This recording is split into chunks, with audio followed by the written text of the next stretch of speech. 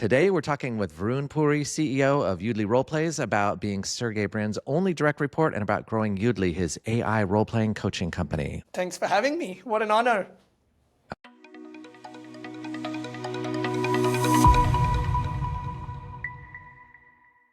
Welcome to BeyondSaaS. I am Jason Idle, founder of Tethos. We're a growth agency, and we partner with tech companies to deliver growth solutions and sales. We've taken everything we've learned from these 35 or so interviews here and put them into a hyper-growth playbook. You can grab that at tethos.com/podcast. More importantly, today, I am excited to talk to Varun. He is the CEO and co-founder of Yoodlee. And Yoodlee Roleplays helps people improve their public speaking and sales skills without fear of judgment, which I think anybody could appreciate. The AI looks brilliant in how this operates. You get to practice and get private real-time feedback for sales pitches and speeches and important conversations. And it's good enough that Franklin Covey, Toastmasters, Sanders Sales, and Google are using it. So Varun, who used Yoodlee for his own TEDx speech, is our second Forbes 30 under 30 in the past week. Congratulations. And I'm curious to talk with you about that. And he has a really fascinating background, not only co-founding Yoodlee 3 years ago, but working at the Moonshot Factory, serving as an entrepreneur in residence at the Allen AI Institute, which you can see with his cool background back there, and was apparently the only person at the time at Google reporting directly to co-founder Sergey Brin, handling special projects. So welcome, Varun. Thank you, Jason. I am pumped to be here. Hey, I love offering everyone a quick tip right off the bat. Do you have a golden nugget for us? If you're considering startups, jump in. Don't overcomplicate. Should I? Let me get advice from 10 people. Let me scope out the market. Is there a competitor? Just do it. Just do it. I've always had this thing where I was like kind of the ready, aim guy, and I wouldn't always jump in right off the bat. And I've really seen how the ready, fire, aim gives you that feedback loop to help you correct course and get where you want to go. More than that, I'm realizing there's no point in aiming because, the thing you're trying to point at changes. You realize you've got the wrong equipment. You realize you've got the wrong team. You need to change where you are. Nothing about startup life is planned, or at least that's been my experience. So you're a just do it fan, huh? It backfires 9 out of 10 times, but the one time it works seems to be fun. Before we jump in, because I definitely want to hear all about Yoodlee and what you're doing there, can I ask you, what do you think was the most important lesson you learned from working with the co-founder of Google? Everyone's human. And I say this because I had this super high visibility role with Sergey. It was a dream opportunity. I was dealing with folks I'd read about in the news and folks I'd read about in articles. But I realized they also put on their pants one leg at a time. They also sneeze when they have a cold. And very often folks get too caught up in the persona around a person where you forget to be human. Everyone at the end of the day is just trying to do fulfilling work and have meaningful relationships. And the Google role taught me that because I got so much exposure to folks up and down the ecosystem, the org chart, and so forth. Love that.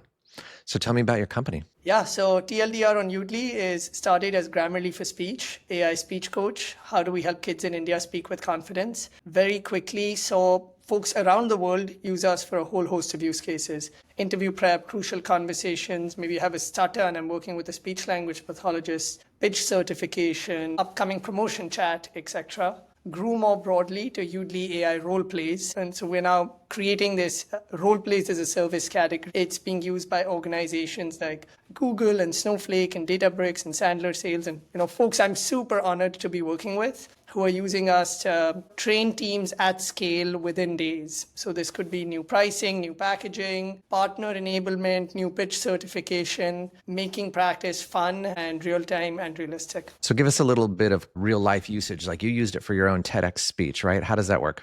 Zooming out, the number one way to improve is to record yourself and watch yourself and cringe. The cringing process sucks. Oh my God, I have a pimple, I haven't shaved, I hate the sound of my voice, I don't have time to practice. Like everyone's sprinting the second before their presentation to get the slides in place. Nobody actually practices saying it out loud. And then you realize that how you say something is maybe infinitely more important than what you say. At the crux, we're trying to solve for behavior change.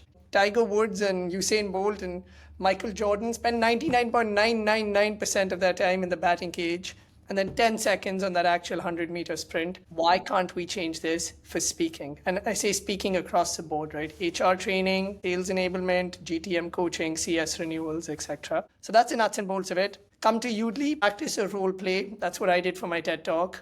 I gave Yoodlee this audience persona. In this case, I said, super inspired audience. They want to hear more about AI. I do my speech. The audience will go back and forth, ask me near realistic contextual questions. And then at the end, I get feedback, which is really good. Feedback on my content, where it landed flat, my structure. Varun, start with threes, have a hook, remember to have a call to action at the end, whatever this might be. And I'm like, oh my God, like a coach would tell me this. And then feedback on the mechanics of my delivery. Varun, you talk too much, you talk too fast, you don't let other people speak. Remember to slow down here, you have too many filler words. And somehow you keep saying the word you know. Why don't you just pause instead? And I was like, wow, that's really helpful. Man, I think it would tell me I say right too much because I tend to end half my questions with right. Right? I wish I'd known about this a week or two ago. I was teaching at Chapman University locally here, and someone was saying, how do I get better at interviews? And I said, go on 10 interviews that you do not want to take. Just practice with terrible, who cares interviews. But I much would have rather referred them to you. So that's my go-to now. That actually is our biggest use case on the consumer side, right? We're balancing consumer and enterprise at the same time. So, for instance, University of Washington has given Yoodlee to all 50,000 students to practice the why me, how many ping pong balls in a 747, why I deserve a job at Costco, whatever it might be type interviews. And then you can ratchet up the persona, like this is a really mean technical interviewer, or this is a friendly behavioral interviewer. And by the way, here's their LinkedIn profile, Yoodlee, take on their persona, go back and forth, and based on the job description, ask me questions. So it's really, really hyper-specific. So I want to explore your motivation a little bit for a second here. If we look, there's always this Venn diagram that people talk about where there's like what the world needs and what you're passionate about and what you're good at. What are you passionate about and what are you good at, and how are you bringing that to this? Yep. I know what I'm passionate about. I'm still figuring out what I'm good at. Look, I'm not a multi-time founder. I'm not doing this for a quick exit. That never motivated me even when I left Google. I started Yoodlee because too many smart people miss out on opportunities because they don't back themselves while speaking. And I saw this firsthand when I came to the US as an immigrant and struggled to fit in.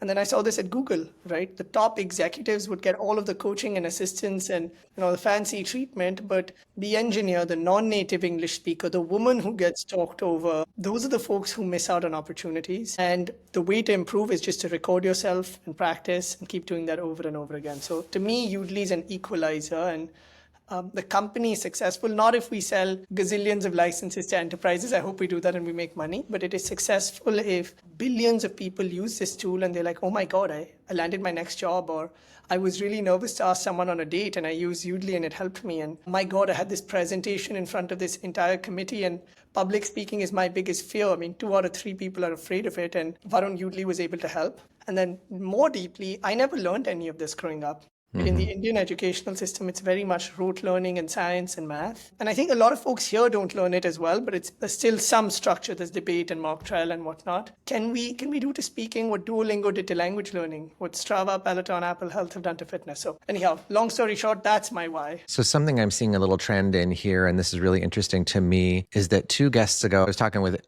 Autumn Kyoko Cushman, who founded a firm that is matching pharmacists with roles. And it's really helping solve a solution for a place where she was a Navy nurse and she was burned out. And she was a 30 under 30 in Forbes like you. And she also said that it's mission that drives what she's doing and not the profits and not the game. And so it's really interesting to have 2 young entrepreneurs who are killing it, who are both saying like mission first. I don't know if I'm killing it, but I would assume this is the case with most founders. It's just like startup life is lonely and it's frustrating and it sucks and you're not making money, and from the outside it's flashy and whatever, you're on lists and whatnot, but it's really hard. If you don't have a true North Star or a why, I just don't think it's worth it. So I'd be surprised if not every founder is in this situation. And if they aren't, then maybe they're doing like a quick tourist flyby thing to get a quick acquisition and make some money. But I don't think that's what builds lasting products. Maybe I've been talking to too many old founders and we're all burned out. And No. Maybe if folks are older, they have more perspective, right? They've seen a little bit more and they're like, life's too short. Do something you love. You know what? For me, if I can just speak for me, I got complacent here and I let my company kind of stable, and it was comfortable and it was good. And I'm on year 23 here at this company. And it took a couple of years to shake things up and for me to realize like, hey, I need to continue growing and learning, and I need to find out like, why am I doing this? It's not just the job. And so I really looked at the projects that were most important to us, and they were the ones where something good was happening for people or the planet. And so I really changed what we do here to make sure we're on the win-win-win basis. It's good for you, it's good for us, and it's good for people, the planet. And that's what motivates me to get out here and jump out and talk to people like you and do all this. So it took me a while to re-find my passion, and I did think I lost it for a while. Again, I wish I could give you advice. I'm only a couple years into it. Like, talk to me when I'm burnt out and I've taken a bunch of face punches and can't pay back my mortgage. The passion will keep you going. So Fingers crossed. let's talk about growth. How are you? What are your KPIs? How are you looking at growth? What are some of your goals? Right now, it's building the GTM team. So we started consumer. The consumer thing is scaling through word of mouth. Just in the last couple months, we've landed dozens of Fortune 100 companies, which is exciting. It's terrifying. I've never done B2B sales. I now need to build a CSM motion. So number one is obviously top line revenue, then retention. But for me now, it's like, how do I get people who are much, much better than me? So in fact, yesterday we hired Josh Vitello, who was an executive at Salesforce. He ran sales and CS at Tableau, and he's now building out our GTM function. And my core metric right now is, how do I find incredible people like Josh and somehow just like beg them and convince them to join Yoodlee? I love that. Are you looking into sales directly to universities or anything of that nature? It's interesting. There's a huge market with universities and with higher ed more broadly, right? Like we sell to some debate camps and to some speech programs and whatnot. It's been slower than I would like. So we sell to universities when they come in inbound. A lot of our outbound sales is to like the large enterprises. It's such an interesting niche, right? Because I'm mostly a business person, but I worked and have taught at a university. And it almost seems like they adopt the biggest thing. And so it's almost like you have to get more of those Fortune 100 so they know who you are, so then they feel safe, so then they'll come in and do it. But it's also, of course, an awareness thing. And a lot of times they're slow to the awareness because they're in academia and not necessarily in the business world, and they don't hear about the newest, coolest thing. I think yes, and there's a big PLG element, right? So all the universities we work with, their students are using us, their career services folks are using us for their own use case, and they're like, oh my God, I wish students had this.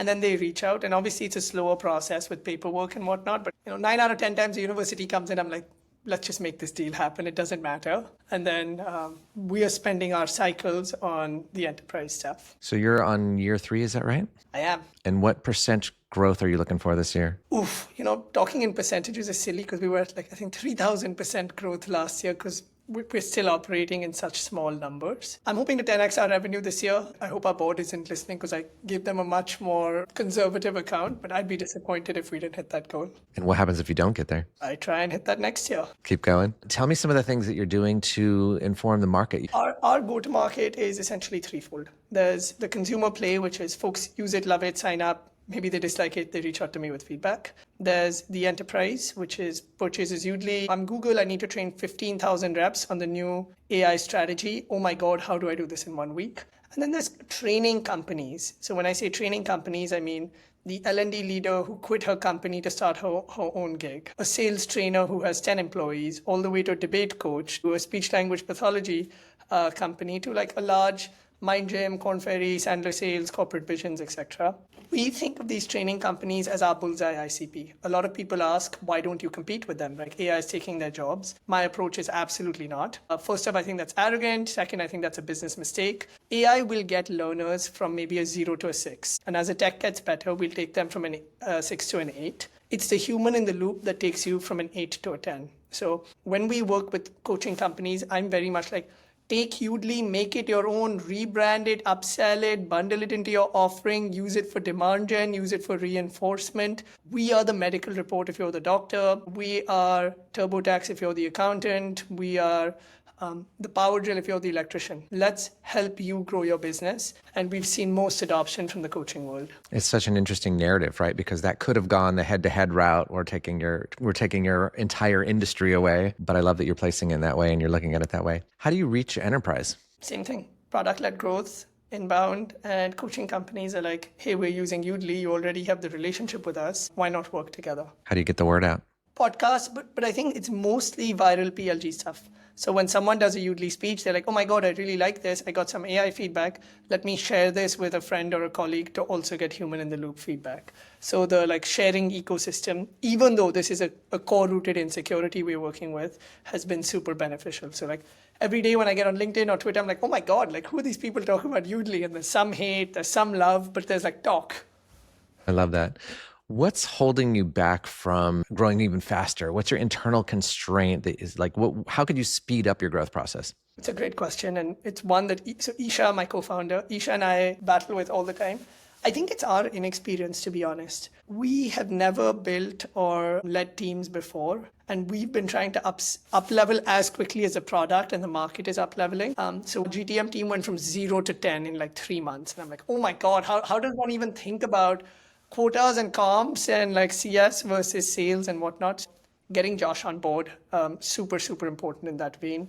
And ensuring that, Isha and I quickly build something, hand it off to an expert, and then go do the next thing. So like I was doing sales, now I'm doing marketing, great, let's bring on a marketing leader. Okay, boom, what's the next thing I need to do? PR, okay, boom. So trying to do that as fast as possible. I think that's a super critical point that I've talked with a lot of founders about is there is like, how do we get a product? How do we get enough revenue to add some people? And then when you start adding people, you have to change internally as to who you are. And that change is sometimes pretty radical. I feel like in some ways, I never made the leap to run a big organization guy because I'm running this agency here. And I like a lot of the things I do, and I was never able to fully let them go. So how are you seeing your path because your path is rapid, so you have to change quickly. Taking bets on people. We'll get them wrong half the time, that's fine. But if there's a good person who's smart and motivated, get them on, give them the reins. We'll have our answer in a few weeks. I think every founder goes through this, right? How do you transition the founder-led stuff, your baby stuff you're obsessed with? I'm like, great, here's one of our biggest accounts. You bomb it, like so be it, but run with it. And then we see what happens. What do you see this looking like in 10 years? I kind of imagine there's a secret Amazon method behind you. Right now you're talking books, but are you expanding to a much broader place or you don't have to talk about it if you don't want, but I kind of have this vision that it could be broader. It's a good question. Like, I'm not playing any games. I'm like, oh, books is my wedge and now I'm going to take over the world. Like, I'm super upfront. 2 out of 3 people struggle to communicate with confidence. This has been a problem since the start of time. AI or not, this will be a problem for the rest of time. We are going to try and solve that problem as much as we can. What this means is Yoodlee is your assistant, your coach. It's by your side. It's pinging you. Like, I'm at a board meeting. Isha pokes me under the table saying, Varun, get away from the revenue slide. You're getting killed. I'm at Thanksgiving. My mom would poke me under the table saying, Varun, that joke did not land, right? Or I'm in a meeting with someone and like Derek, our CTO would be like, Varun, just let the other person talk. Yoodlee is your friend, your coach, your spouse. It's private. It's confidential. No one knows you're using it. And it's just giving you feedback. Varun, like, keep going. Good job. Varun, shut up. Hey, do you want to practice that again? And it's just helping me improve. And I think if we continue to do what we are doing, just keep doubling down, like that's where we go. So to the Amazon books analogy, I think Amazon took the book and then ate the world. I'm just taking the book and trying to build a bigger book and bigger book and bigger book. And then hopefully that gets us our library dream. Sure. What do you wish other leaders knew about growing sales? Humility and authenticity is what matters. Again, what do I know? I've been doing this for 6 months, but I think it's when you're trying to convince other people to work with you and take a bet on you, be this as a customer, as a leader, as a candidate, it's just like, here's what I don't know. Are you willing to take a bet on me for the things I don't know? And if we mess up, we will figure it out together and you have my word. And how do you build that trust with another person? In this VP of sales interview role, I spoke to so many folks who were just trying to lead with, I'm such a baller. I've done this. Here's what I know. I'm like, great. But like, what are we going to then figure out together? And that's one of the reasons I was so excited about Josh joining. He just like leads with humility and is obviously like beyond capable. But I wish more people were like that. I love that. What do we need to know about AI? It seems like it's changing the world, but it's potentially threatening. It may take out entire industries, as we kind of roughly touched on. What do we need to know? Don't lose your humanity. Again, I'm giving you my knee-jerk responses because this is what I've been thinking about. I think a lot of people are in because of the AI gold rush right now. The way I think about Yoodlee is fast forward many years, we will be in an ecosystem where AI is omnipresent. Everyone has the right answer on their fingertips at the right moment, right? I'm on a podcast, or my avatar's on a podcast with you in X years. You'll ask a question, the right answer will be on the screen in front of me and I'll know exactly what to say. I think what differentiates hopefully like true A players from others is how you build trust and connection with others. Going back to your question, like use AI, embrace it, become faster, smarter, stronger, but don't lose your humanity. That's something we've been exploring a lot in a lot of these conversations. AI, clearly there's a gap right now, right? Like a lot of people don't know how to use it, but that will catch up at some point. They'll be using it. It will get smarter. So there'll be a new threshold of what everything is. And then the question is like, what is our humanity and what makes us more human and better than the machines?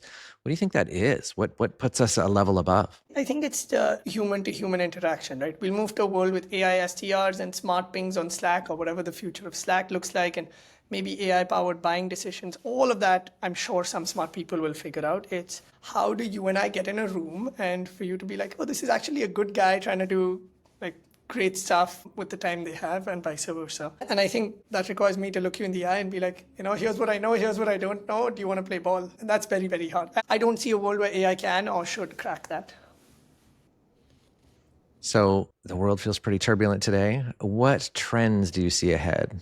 I won't say turbulent. It's, yes, like macroeconomic stuff, of course, but in the AI world, super duper exciting. Trends are agentic forward, like companies, especially of our size, will have incredibly exciting flywheels of AI being used internally, right? All the way from email outbound stuff to handling inbound to the way you build product, etc. I think there needs to be a central orchestrator of all of our AI agents, etc. We've built one in-house. There are many startups popping up, but I think that will be commoditized and it's just part of your daily life, right? Like the way today I have my keys, my wallet, my phone, etc. Those are just objects. I'll have like my 50 AI agents just on demand at all times. It's interesting. Wealthy people tend to have their house manager who manages all these pieces of everything, right? And I was wondering about that the other day. At what point do we have our virtual house manager that handles our home bot that's supposed to be doing the dishes or maybe doing something else and the 50 other things we need managed if we have all these different agents? Or do they all become some super entity at some point? I mean, also in that vein, right? I go on these podcasts and people ask me, like, what's the future of the world? Like, you don't know, I don't know, like, nobody knows. Not a Sam Altman or the OpenAI folks. Like, Nobody things are knows. just moving so fast and everyone is standing upon the shoulders of greats. And like, we as a society are jointly building this future that we aren't quite sure of. So it's like, I think it's okay to acknowledge that and, each try our best in being part of that future. I like to look back historically and look at the Industrial Revolution and say, okay, if you were a farmer right before all these machines came out, what did you see ahead? You had no idea. And the thing that matters, I think, is what the entire essence of what you're doing is. It's continuous learning, it's communication, it's be authentic and be a good human and admit that you don't know everything and keep, and not sitting there aiming and thinking you're going to solve everything, but just do it. Touche, 100%. I've really enjoyed our conversation. Where can our audience find you? Yep. So sign up at yoodlee.ai. That's our shameless plug, but it's free, yoodli.ai. Give it a try. I'm on LinkedIn. I'm Varun Puri, Puri. Add me, connect with me. I'm always looking for friends. Varun, this has been awesome. Thank you for being on BeyondSaaS. For tech leadership out there, we drop episodes twice a week on Tuesdays and Thursdays. And you can find me, Jason Neidl, at tethos.com. That's TETHOS.com. If you got some value today, please share the episode with your friends. I love questions and comments, and feedback is fantastic. Until next time, this is Beyond SaaS. Thank you.